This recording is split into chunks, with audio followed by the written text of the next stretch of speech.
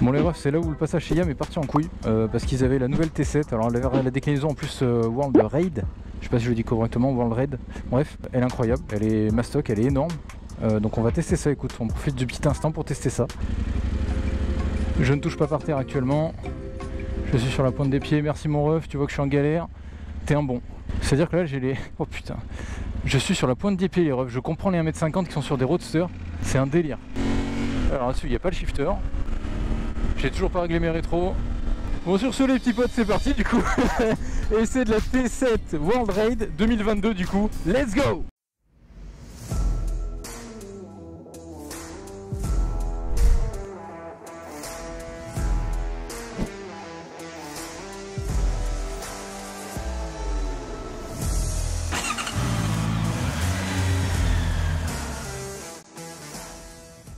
Faut que j'arrive à sortir de la ville le plus vite possible.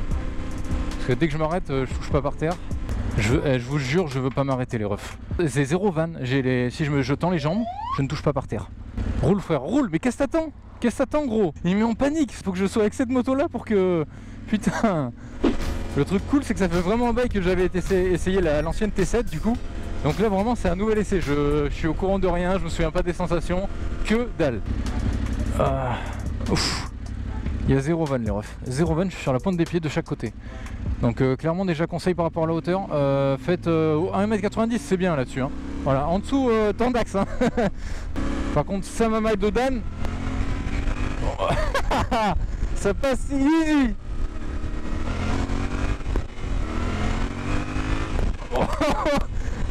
Pour ça c'est juste trop bien. Oh merde, encore un feu rouge. L'écran par contre c'est une dinguerie. Ça je me souviens par contre que j'avais dit sur l'ancienne T7 que c'était une horreur, qu'il fallait le changer. Là c'est une dinguerie, celui-là mon pauvre c'est une tablette. Meilleure définition que mon iPhone le bordel. Non c'est vrai ça. Tout à l'heure on parlait de la hauteur, t'as compris j'étais en galère, bref. Sur les stats moi j'ai vu qu'elle était à 820 mm de haut la selle. Mais je pense que c'est beaucoup plus parce que normalement je suis pas en galère comme ça à 820 mm. Normalement j'arrive à me débrouiller tu vois. Il y a une petite prise USB là-bas. Là-bas, je sais pas, il y a on dirait un bouton ABS on pour le enclencher sans peut-être passer par le menu, je pense. On a aussi droit à un petit amortisseur de direction. Bien équipé, le bestiau. Debout, mama. Oh là là, pour ça, c'est tellement bien. Comptez pas sur moi pour faire le pilote, les refs, parce que là, j'ai pas le feeling là tout de suite. Le feeling de la moto est tellement différent de mon CB que là, j'ai envie de vous dire que... Oula, j'ai chassé de l'arrière. Mama, je me suis chié dessus. J'ai l'impression que l'arrière est assez lourd alors que l'avant est assez maniable. On a bien un bon retour d'information mais à l'arrière j'ai du mal, je sais pas pourquoi. Ils m'ont dit que les pneus étaient neufs donc rouler tranquille. Mais de là ce que ça... ouais je sais pas. Parce que ça me redonne si peu d'infos en conduisant, je trouve ça bizarre. Après ça tracte bien, hein. C'est de toute façon le petit CP2 Yam connaît, ça marche. Bon, une fois qu'on est dessus c'est quand même plutôt agréable en termes de juste de conduite pure, voilà, sans forcément rouler fort. T'es bien positionné, t'es assez haut, je vois clairement au-dessus du Kangoo qui est devant, hein, c'est un délire le bordel. Mais c'est plutôt pas mal du coup, hein. T'es assez serein sur ce type de conduite. Après sur une conduite arsouille je dis pas, franchement je sais pas, je pense que je veux clairement pas tenter. Oh ouais ça tracte hein. Batman. Putain. Par rapport au poids de la moto ça me paraît bizarre les gars. Vraiment j'ai eu l'impression que ça marchait genre bien, genre c'est pas non plus incroyable mais ça rame pas. Je pensais que, je sais plus le feeling que j'avais eu sur l'ancienne, mais en vrai là, les 75 chevaux pour le poids de la moto, je suis surpris.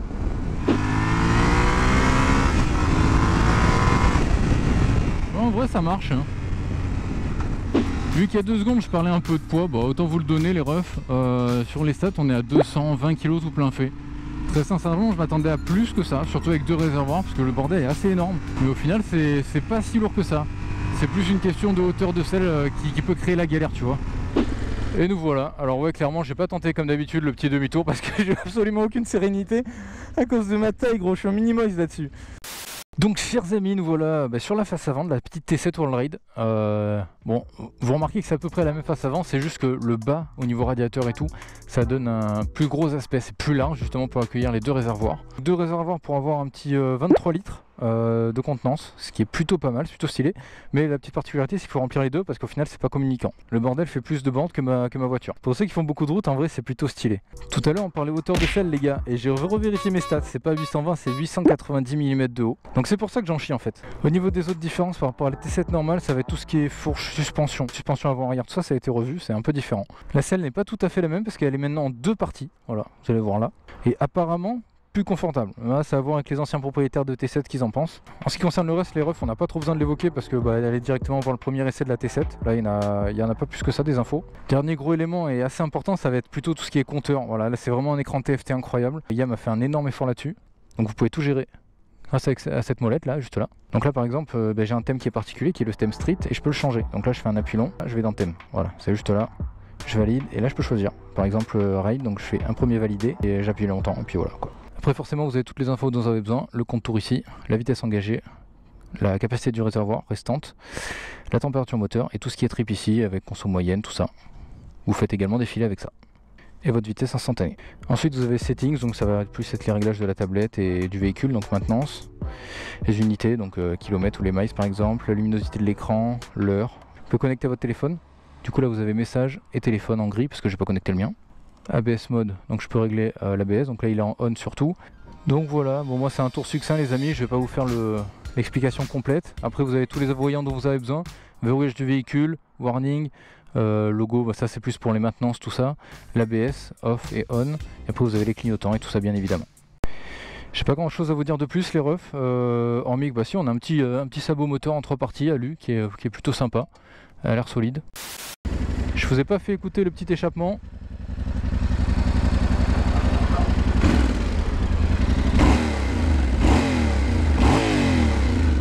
C'est pas dégueu ma foi. Moi je pense qu'on a globalement donné à peu près toutes les stats les amis, hein, parce que voilà, on a parlé de son petit moteur, 75 chevaux, là, le même que la 07, le petit CB de Yam. Juste lui il fait je crois que 70 Nm de coupe, ouais. Donc c'est pas dégueu, c'est vraiment pas mal. C'est un bicylindre donc ça facilite un peu la présence du couple, c'est déjà pas mal.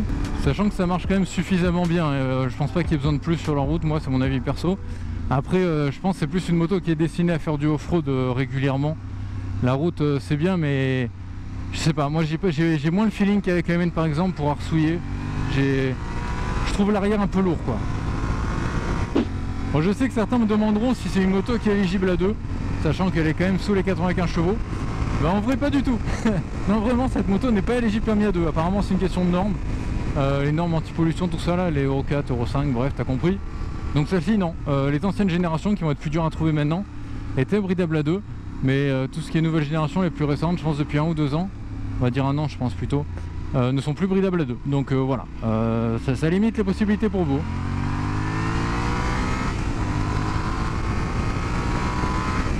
Après ça marche quand même bien, hein, putain. C'est juste, je sais pas si j'ai un manque d'habitude sur les trails ou si je sais pas, les pneus, j'en sais rien. J'ai vraiment un manque d'informations avec l'arrière, c'est très bizarre.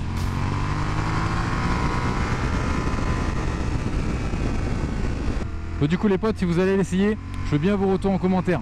Il me faut d'autres avis parce que je suis mitigé sur la conduite. Le frein arrière est pas mauvais mais il pourrait être un peu plus... avoir un peu plus de réponses. Putain je te connais Jordan. C'était un pote gros. Bref. Oh là là putain je te jure j'ai encore chassé de l'arrière. Si je freine trop fort ça chasse.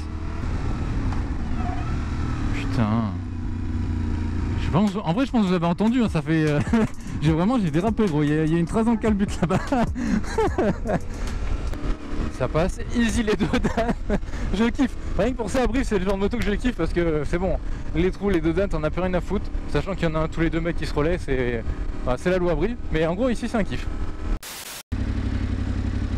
Donc là les frères, en consomme moyenne 4,3 litres, ça se voit que j'ai pas ressouillé du tout. Avec les miennes en roulant pépère je consomme plus.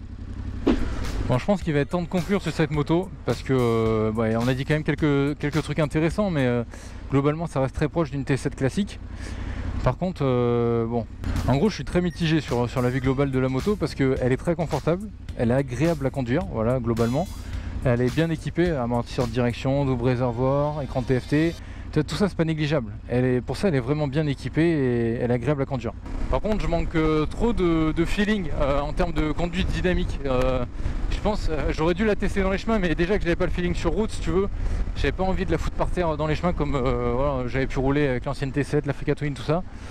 Alors que à mon avis elle serait ultra bien là-bas, elle a les pneus pour, c'est une moto qui peut se conduire facilement debout. Mais le problème c'est que voilà, je manquais trop de feeling déjà sur route, je voulais pas le tenter en chemin et off-road.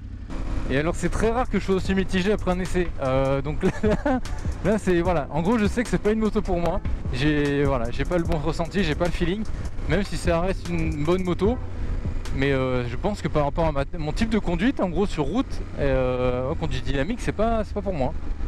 Bon, encore une fois ça reste à confirmer parce que je sais pas du coup si c'est à cause des pneus neufs et tout. Toujours sur la pointe des pieds mon ref, hein. On va piler un petit peu. 40, ouais, ça freine bien. Et petit pote, on arrive clairement sur une fin de vidéo. Donc là, sachant que moi je suis mitigé, j'ai quand même envie de connaître votre avis. Qu'est-ce que vous pensez de cette moto globalement si vous l'avez déjà essayé? Et le mieux, c'est même si vous avez déjà essayé la T7 classique et celle-là. Voilà, là on aura un avis constructif et en plus du mien. On va bien évidemment remercier la petite Conseil Siam, là on y arrive. Voilà, et notamment Olivier qui m'a gentiment prêté la moto, rien n'était prévu et ça fait grave plaisir. Merci mon ref. Alors là par contre ce qui fait moins plaisir c'est qu'il faut que j'aille la garer. Et là je vais me chier dessus. Hop là ça passe, ça passe. Ça braque, ça braque. Putain ça braque bien. Donc voilà mes petits potes, j'espère que cette essai vous aura fait plaisir. Alors moi j'ai bien kiffé mais à la fois moyen. J'étais un peu en stress. Bref, sur ce, tu penses à t'abonner, liker, partager si ça t'a plu. Et puis voilà, un petit commentaire également. Moi je te dis à très bientôt pour une nouvelle vidéo. Mon petit pote, c'était Stone. Coupé.